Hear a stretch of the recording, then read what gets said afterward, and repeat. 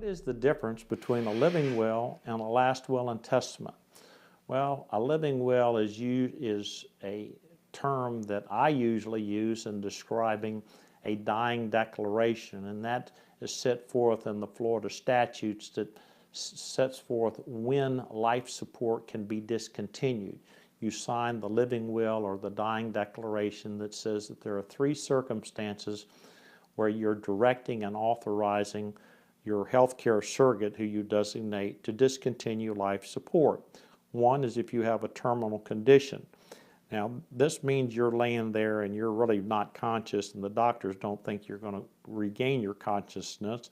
And besides that, you have a terminal condition, so that's whenever the healthcare surrogate would be authorized to withdraw, discontinue life support. The second one is if you have an end-stage condition, and that's whenever the the doctors or whatever can examine you, look into your eyes, or check on your vitals and determine that your system is shutting down and that you're not going to survive very long anyway, whether you're on a respirator or life support. The third one, which is the one that most people are concerned about, is in the event that they're basically brain dead and they don't have any EEG brain waves. And there was a case several years ago by the name of Shibo, where she expressed this verbally but did not put it in writing, and there was years of litigation and millions of dollars in attorney fees spent over whether or not to discontinue life support.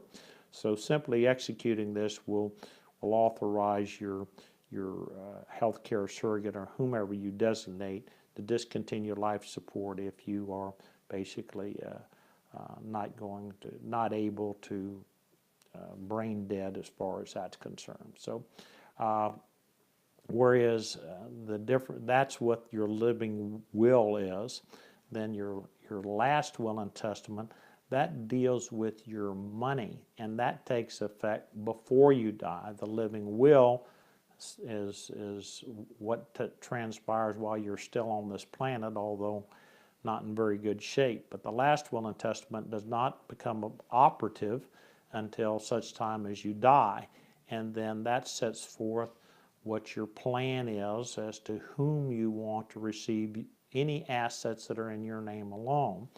And so it's really important that you do estate planning, where you check with an attorney or check with our office, set up an appointment, and discuss how you have your assets titled. So you can have this great will that says I leave X number of dollars to my sister, and I leave X number of dollars to my brother, and I leave all the rest of it to my 3 grandchildren or to my, and set forth all of that.